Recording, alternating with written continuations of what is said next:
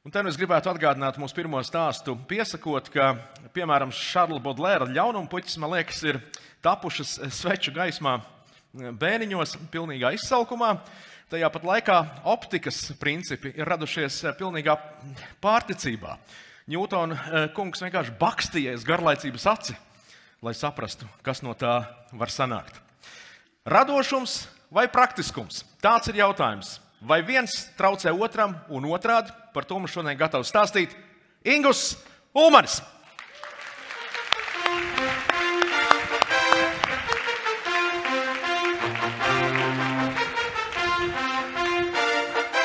Kur ir tā pults? Dīdītāju vajadzēs, ja? Čau. Sveiks. Tu man sākt, ja? 10 minūtes, mīļie. Es par šo faktu esmu visvairāk satraucies. Radošums vai praktiskums? Jūs priekšā stāv cilvēks, kuru tautā bieži runā kā mākslinieks. Es tūlīt gribu atvadīties no šī termina, jo galu galā mūsu mūzikas skolā skolotāji, ja tu nebija sagatavojies uz stundām, teica, reku mākslinieks atnācis. Un vispār par māksliniekiem runājot, es gribētu noņemt šo īpašo statusu no šīs īpašās nereālās dzīves, kas viņiem tiek piešķirta. Man vairāk patīk vārds radošums. Es visu laiku esmu starp māksliniekiem, komponistiem, dzejniekiem savā ikdienā, un es varu teikt, un varbūt jums tas liksies dīvaini, ka arī komponisti var nebūt līdz galam radoši.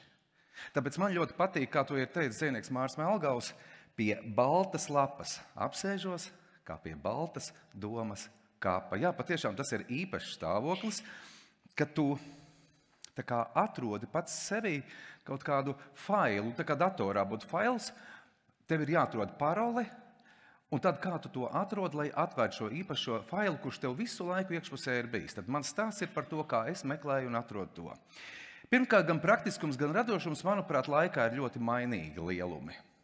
Vai es 20 gadu vecumā, kad spēlēju grupā Jumprava un kad iespējams biju visatpazīstamākais sabiedrībā, biju radošs. Tā kā es biju jaunākais grupā, manuprāt, es biju vairāk novērotājs gan praktiskumam, gan radošumam. Un jau vienīgais, kur es biju patiešām tāds radošs, tad savā iekšējā neapmierinātībā. Pēc Jumbravas es izveidoju savu grupu, tā saucās Lādezers, un kādus 7 gadus es atceros, ka mēs no vietas 9 stundas katru dienu strādājām kopā, savā starpā pļurkstējām, runājām, komponējām, visu darījām kopā, un tad vēl vakaros es nācu mājās, lai to visu atkārtotu, mēģinātu to muzikāli nospēlēt. Mēs varētu teikt, ka mēs meklējām tādu savienojumu starp ideisko un starp reālo pasauli un starp reālo dzīvi. Bet, lai ko es darītu, man faktiski nekas neizdevās, nekas nesanāca tā pa īstam. Protams, dziesmas spēlēja, bet tomēr koncerti nebija pārāk apmeklēti un tāda neliela bohēma vēl visam pāri.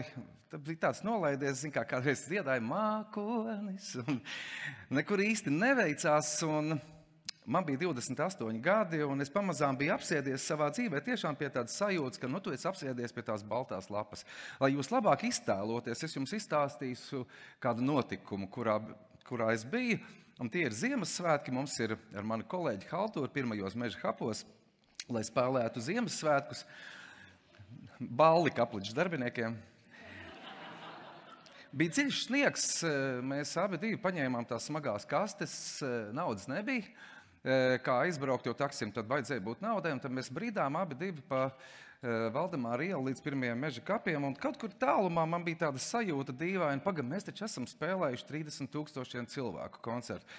Mēs esam spēlējuši pa stadioniem, mums ir bijušas tūres. Jaunieši mūs kopēja apģērbos un frizūrās, un tagad tu ar vecu akordionu sēdi kapličā, dziedi šlāgerus bez mikrofona no vecas dziesmu klādes.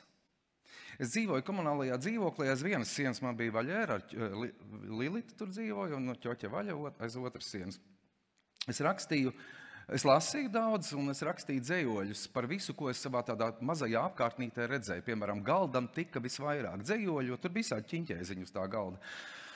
Es īstenībā smaidīju, ka izgāju ielās. Tas man tāda trauma no bērnības. Un iespējams, ka tāpēc cilvēki domā, ka ar mani viss ir pilnīgā kārtībā, bet šai savai muļķīgai smaidīšanai esmu arī ļoti pateicīgs, jo tajā laikā es satiku cilvēku, kurš man dzīvi sagriez pilnīgi kājām gaisā. Viņš man kaut ko tādu pateica, kam es uzreiz nepiekritu. Viņš pateica to vairākas reizes dažādās vietās, dažādos apstākļos, bet tā doma galvenā bija, mūzika ir tavs cietums. Visa mana dzīve, ko es pirms tam biju darījis, man kāds pasaka, ka tas ir viss pilnīgi garām, tas ir tavs cietums. Un tas, ko es izdarīju, patiešām atkāpos no mūzikas. Es sāku vadīt karaoke vienā mūzikas klubā, kur citiem jau devu mikrofonu, lai tie uzstātos. Sāku strādāt televīzijā, vairākās televīzijās. Paralēli es arī tiku uzaicināts uz vienu starptautisku mūzikas konferenci, un tur tiešām es satikos ar ļoti lieliem tādiem pasaules mūzikas producentiem, menedžeriem. Sāku apgūt arī pastiprināt angļu valodu, un tas nozīmētu arī tādu citādu veidu domāšanu. Ar vienu vārdu sakot, es it kā nezaudēju saikni ar mūziku, bet es tomēr biju nokļuvis pavisam citā pasaulē, un man bija 36 gadi. Savā praktiskumā es gāju vēl tālāk. Pavisam netīšām, tiešām bez kādiem platiem man uzaicināja vienai apdrošināšanas kompānijai palīdzēt sakārtot sabiedriskās attiecības. Es tik ātri to iejutos un ar tādu lielu deksmi tajā visā iegāju, ka pēc gada jau kļuvu par šīs kompānijas mārketinga direktoru visā Baltijā. Un pēkšņi no cilvēka, kurš vienmēr bija prasījis un lūdzis naudu, tagad es biju kļuvis par to, kurš deva, jo man bija gada mārketinga budžets. Un mana stiprā puse, protams, bija radošums. Viss, ko es biju iemācījies tajā mākslas pasaulē, drošas idejas, citādāks skatījums. Te jāsaprot, ka es nemaz nebiju tik labs mārketinga vecs. Es atceros, kādreiz viens Japāņu mans kolēģis zvanīja un sāk runāt tādu ciparu valodu, ka es nekā nesapratu absolūti, bet tā kā kompānijai pašai tie cipari gāja uz augšu, es kļuvu arī par kompānijas prezidenta padomnieku.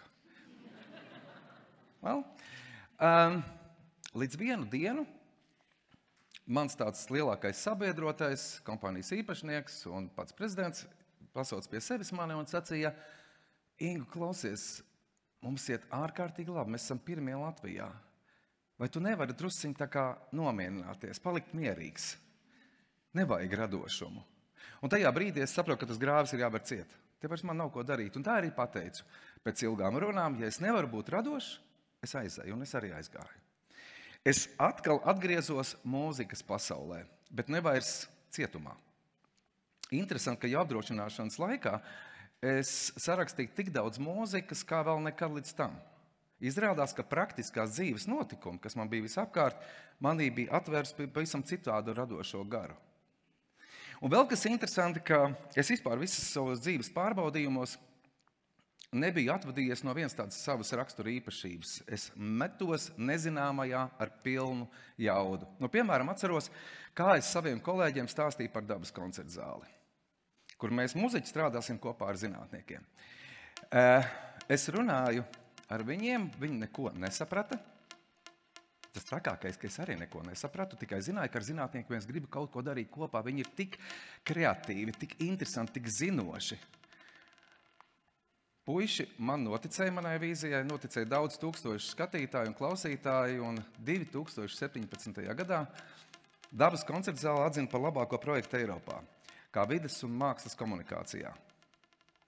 Tomēr pats svarīgākais, ka mēs par dabu un par vidi sākām runāt pilnīgi citādākā veidā. Un izrādījās, ka apvienojot zināšanas ar emocijām, tas ir pats ātrākais ceļš un jēgpilnākais ceļš cilvēkam. Es jums došu piemēru, kurš šobrīd tieši skan. Kā precīzi zināšanas savienojas ar emocijām? Mums katru gadu ir kāds īpašs varonis. Sikspārnis redz ar ausīm. Un jums ir jāuzraksta tagad stāsts, kā šis process notiek mūzikā. Tātad, kā attēlot mūzikā eholokāciju? Mēs uztaisījām tādas trubas vairākas, un katru savā augstumā, un katrai līdz ar to bija sava skaņa. Tad mēs metām bumbiņu iekšā, līdz viņi apstājās. Tas ir kā sikspārņa redz. Jo viņš arī raida pret kādu priekšmetu skaņu, un tā skaņa viņam atbalsojās, un viņš tuvojās, līdz viņš to odiņu apēda. Tātad es dzirdēju galapunktu, un mums no šiem galapunktiem radās dažādas skaņas. Tā mēs izveidojam tēmu, pēc tam jau skaņdarbu, jeb emocionālu stāstu, kuru arī nosaucām dzirdi un redzi. Tā kaut kas zinātnisks, eholokācija kļuva par kaut ko emocionālu, radošu. Un iespējams, ka arī parādās mana atklāsme, ka atbilde par radošuma, praktiskuma sadarbību ir ļoti būtiska, jo tu dziļāk rocies tajās zināšanās, jo tavs radošums spēj izdarīt daudz lielākus atklājumus. Viņš var būt pavisam dziļš un īsts. Visi mani darbi turpmāk arī pēc šāda principa tika radīti gan bērnu projektā Brīnumskapis, gan arī tad, kad es rādio intervēju cilvēkus, es vispirms iedziļinos, uzzinu, un tad patiesi spēju pietuvoties viņam iekšienē. Tātad, vēlreiz, izzināt, saprast, pie baltas lapas nosēsties, un tad radīt kaut ko pavisam jaunu, pirms tam nebijuši. Tikko man ir beigusies jubilejas koncertu tūre, un te būs mans pēdējais dzīves piemērs. Es savos uzskatos biju cieši pārliecināts, ka es nekad netaisīšu jubilejas tūres. Es ciest nevarēju afišas, kur uzrakstīts jubilejas koncerts. Un tieši ar šādu nosaukumu man gadījās tā, ka es apceļoju Latviju šobrīd. Bet vispirms, pirms to darīt, es meklēju to jēgu, ideju. Un tas izrādījās, ka es atradu to savās agrākajās dziesmās. Man vispār ir tāda liela atbildības sajūta, kad es nespēju otram arī visu pastāstīt, arī saviem tuvākajiem draugiem, tāpēc es vienmēr rodos pēc tāda principa, es iebraucu pats sevī, cik vien dziļi varu. Un tikai tad es sāku runāt par kaut ko. Un tā es arī ķēros pie pārproducēšanas, pats sēdēju studijā, pats veidoju programmu, gal galā pats arī uztaisīju scenogrāfiju ar savām rociņām. Un šobrīd mēs visi esam ļoti laimīgi un gandarīti, jo koncerti bija patiešām pārpildīti, daudz cilvēku nāca, bija stāvovācijas, un izrādījās, ka tas laiks, ka tas mākonis bija nolaidies par mūsu galvām, bija jēgpilns, tikai daudzus gadus vēlāk. Mans dzīves stāsts skrējiens 10 minūtēs ir galā. Tas bija izaicinājums 10 minūtēs, ko tādu izstāstīt. Un droši vien atbilde, kurš tad ir uzvarētājs, praktiskums vai radošums. Es domāju, ka jums visiem ir skaidrs, un mums vienkārši tikai jānomaina nosaukums no radošums vai praktiskums uz radošums un praktiskums. Un vēl mans pēdējais padoms. Tas cilvēks, kurš atbrīvoja no manis paša uzbūvētā cietuma, sēž šovakar zālē, vai šorīt zālē. Tā ir man sieviņa, un tāpēc mans ieteikums turiet tos cilvēkus cieši, kas ar jums runā tieši, bet labu vēlot.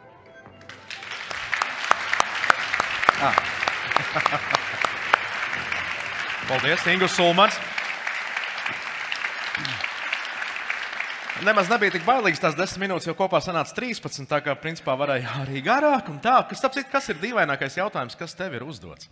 Kamēr tu apdomājies, man kā pasākumu vadītāju vienreiz viens kolēģis Latvijas radio no Krievu redakcijas prasa, cik tu ņem pa bērēm? Es domāju, tūlīt sekos piedāvājums. Kas ir bijis tev dīvainākais jautājums? Man dīvainākais un mūžīgākais jautājums. Kāpēc tu aizgāji no Jumpravas? Un tas pēdējais, ko man viens žurnālists teica, viņam arī bija atbildi, jo es nekad neatbildu, acīm redzot. Viņš teica, jo tautā runā, ka tu esi toreiz ļoti nodarbojies ar dzeršanu un narkotikām. Lūk, tāds ir mans dīvainākais jautājums. Paskatīsimies, ko jautā mūsu auditorija tepat. Kā tu ieeji sevī, cik dziļi to vispār var izdarīt un kādas tehnikas tu izmanto? Tā nav tāda grāmatā izlasāma lieta. Tas ir, ziniet, es jums teikšu tā, ka arī mīlestība ir jātrenē. Emocijas ir jātrenē. Tas ir varbūt dīvaini skan, bet tā nav vienā dienā izdarāma lieta. Un tad, kad tu arvien vairāk un vairāk sevi sevi tādā meditatīvā, pusmeditatīvā, improvizatīvā veidā to dari, tad arī tev rodās kaut kāds savs personīgais mehānisms, kā tu to vari izdarīt. Man ir bijis dabas koncertzālē tādas interesantas atklāsmes, kad es noklausos pēc kāda laika, ko mēs paši esam radījuši, un es nesajūtu savu reālo klātbūtni. Kādā veidā es esmu bijis tur klāt un ļoti personiski. Tas ir tik dīvaini. Un tādā veidā es varu teikt, ka mūsos visos cilvēkos patiešām sēž tādi faili, bet viņu dēļ ir interesanti dzīvot. Jo apliecināt sevi, tā nav radoša lieta. Bet atklāt sevi, tas ir kaut kas radošs. Laikam jau nedarbus darīja. Paldies, Ingu, par to, ko dari no sirds. Dāmas kungi, Ingu Sulmanis, paldies tev!